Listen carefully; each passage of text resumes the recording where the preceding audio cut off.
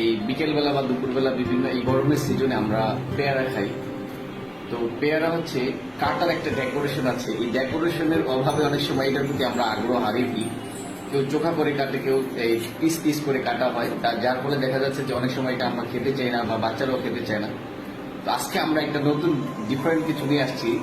দেখুন আমার হাতে একটা পেয়ারা, এই পেয়ারাটাকে আমরা কিভাবে কাটবো, এই কাটার কারণে এটার প্রতি খাওয়ার একটা আগ্রহ আমাদের বেশি জন্মাবে।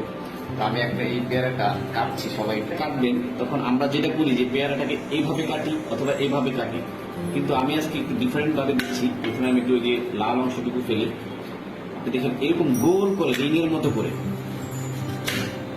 দেখুন।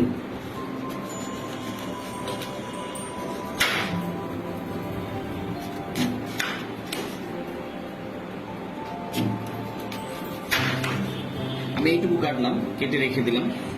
এখন দেখুন এই যে গোল করে পেয়ারাটা যে অংশটুকু কাটা হলো, এই অংশটুকু আপনি মরিচ দিয়ে লবণ দিয়ে মাখিয়ে যদি খান, একটা ডিফারেন্ট টেস্ট হবে।